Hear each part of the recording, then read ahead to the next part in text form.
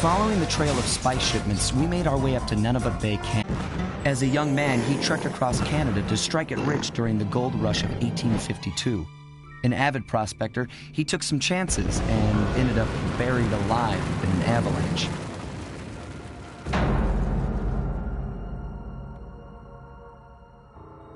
Miraculously, the quick freeze kept him alive, and 120 years later, thanks to global warming, he thawed out. A product of his time, he dreams of taming the wild north, damming every river and chopping down all the trees, with progress delivered at the sharp end of an axe. Shipping spice for the Claw Gang proved a lucrative way to bankroll his one-man war against nature. And yet, I have to feel a little sorry for him. He's just a normal guy from the 1850s. Back in his day, he'd be a hero, but today, he's a villain. Either way, that man's got more than his fair share of the clockwork parts. What a low-tech guy like Jean Bison is doing with robot parts is a mystery. I almost don't want to know. But as always, it's only a matter of time before I find out.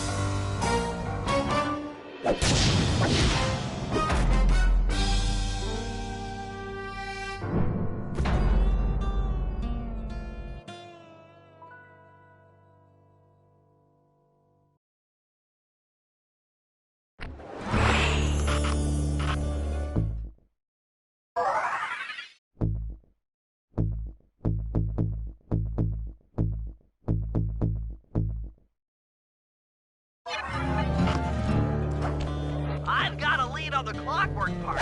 Head through town and out into the wilderness.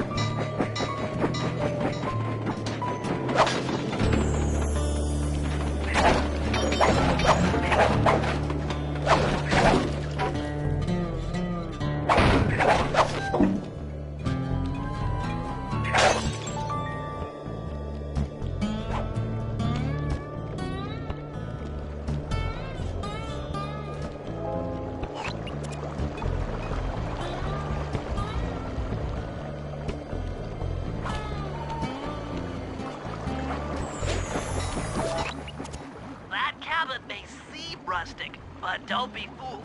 It's the control center for Jean Bison's trade empire. Sneak inside and raid his files.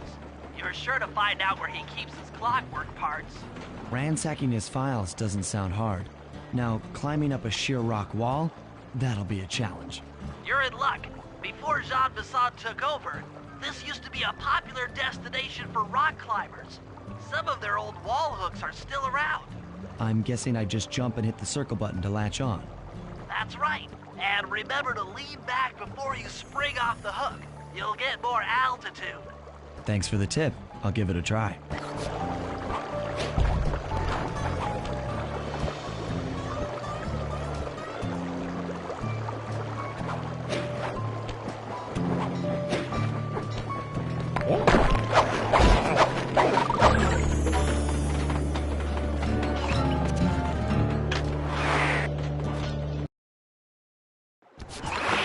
Jackpot, Sly. That's Jean Bison. Looks like he didn't notice me come in. Just stay out of sight and take a picture of each of his trade routes. They should narrow our search for his share of the clockwork parts. All right, I'm on it. Hello, Arpeggio here. Salutations, Mr. Arpeggio. Y'all got time to shoot the breeze? Of course, for you, chum, always. Although must we communicate through that dreadful speakerphone? Yeah, I can think better while my legs move. Pumps blood to your brain. Yes, of course. One must keep blood in one's brain. But do tell, is there some pressing matter you'd like to discuss? First off, are you still coming on schedule to get that Northern Lights battery? Yes, we're well underway. My blimp should arrive at the end of the week. Bullseye. For second, when you gonna give me a look-see at that clockwork brain of yours? I'd sure like to buy it off you. Bison, you covetous troglodyte. You've already got the lion's share of the parts. Would you take my meager portion of the robotic bird for your own and strip me of all my earthly pleasures? Easy there, partner. You're all up in a lather. It's just that I found some real use for the clockwork parts I got. Why, I put 3 of them in the engines of my best trains. With those robotic doohickeys feeding the fire, them trains will run all night and all day. I call them my iron horses. Of course, I gotta keep the plans hidden. I stuffed them in my 3 trophy bass. Sounds like you're making capital use of your share of the robotic loot. But for now, the clockwork brain stays with me on the blimp. Although, when I arrive to pick up the Northern Lights battery, I might be persuaded to give you a peek. That'll do fine.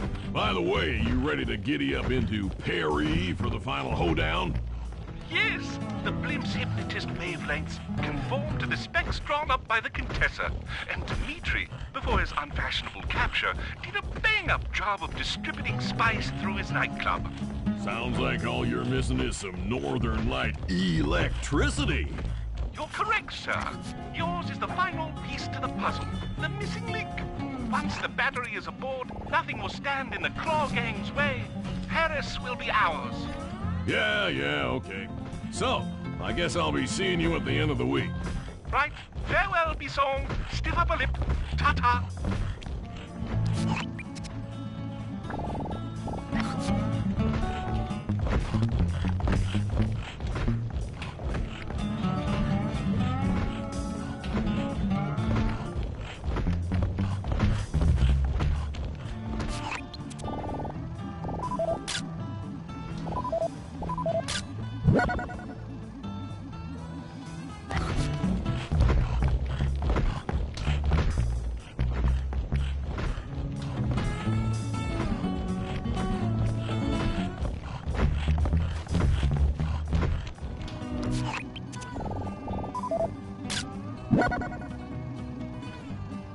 Sly, did you hear that? Bison's hidden the Iron Horse blueprints in his trophy bass. Head for the fish on top of the fireplace and steal those plans.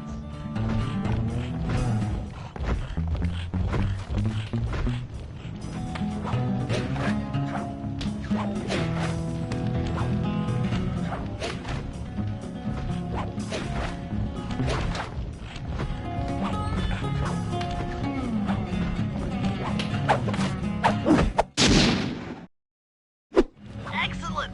Now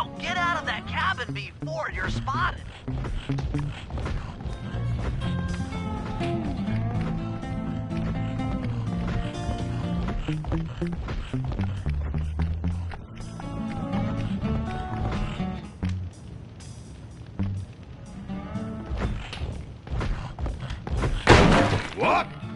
A thief?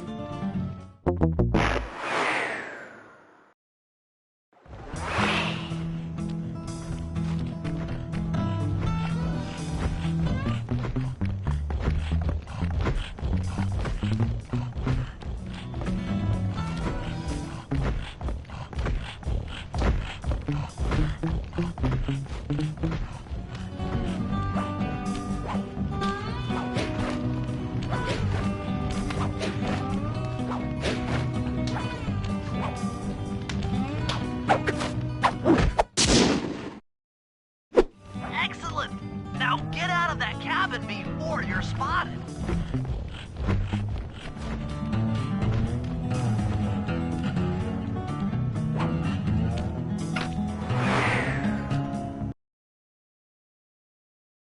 After analyzing Bason's decorating techniques, I think we'll find the other trophy bass above the mantle in the 2 remaining cabins.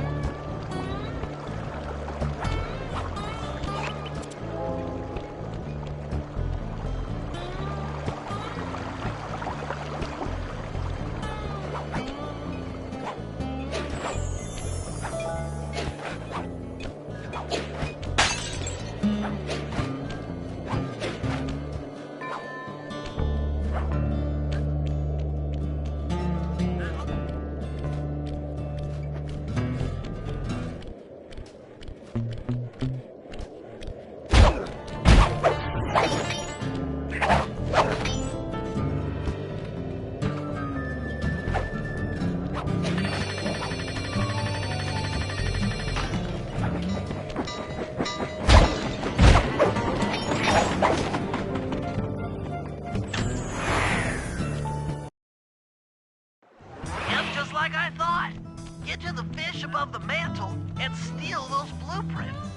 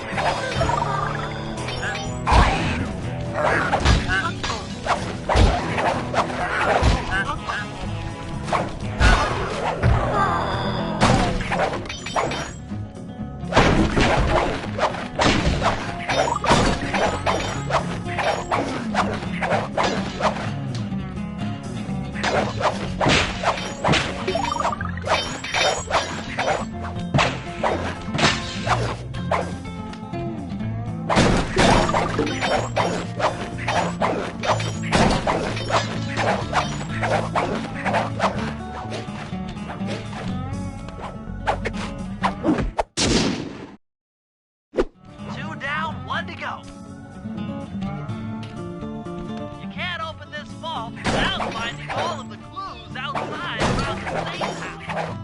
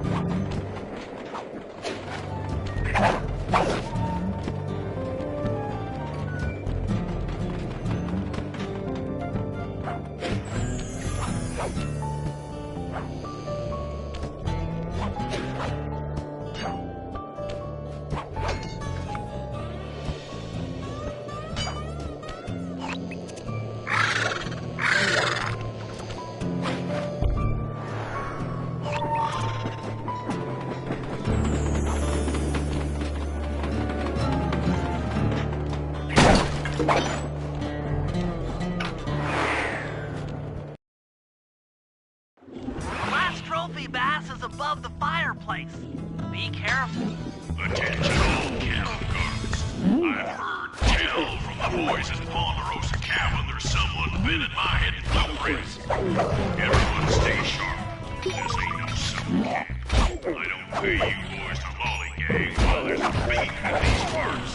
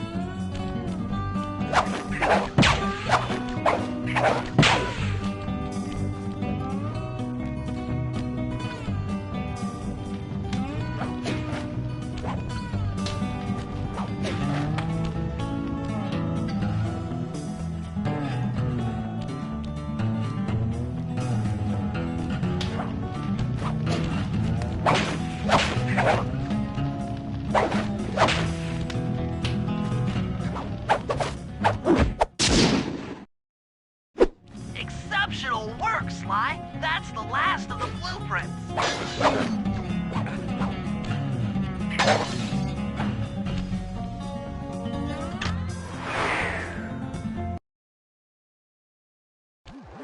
Armed with all 3 blueprints, we should be able to isolate and track the Iron Horse trains through that satellite dish.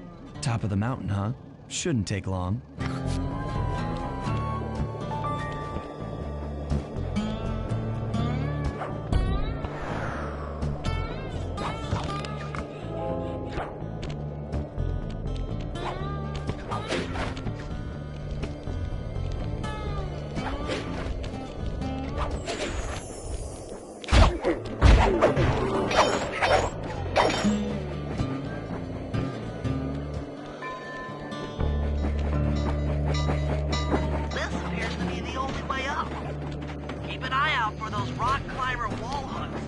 They might be useful.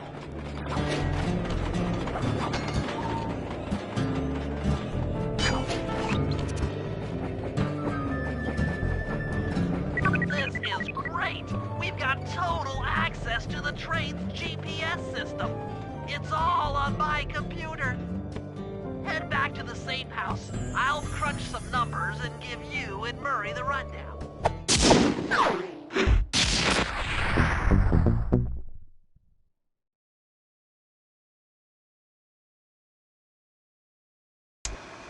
Thanks to Sly's efforts, we now know the location of all 3 of the local clockwork parts. 2 lugs and a stomach. John Bison has grafted each piece to the engine in one of his Iron Horse trains. This improvement allows the trains to run all night and all day. We won't have the luxury of sneaking in while they're stopped. While they're in motion, the only way aboard is through a hatch on the caboose roof, which unfortunately has been locked down. These need to go. First, collect the spice gas from the balloons above town, and then land on the back of the caboose to blow off the locks. Once the way is cleared, I'll suit up and jump into Iron Horse number 1 while it passes near town. With some luck, we'll have the first clockwork lug in a few hours.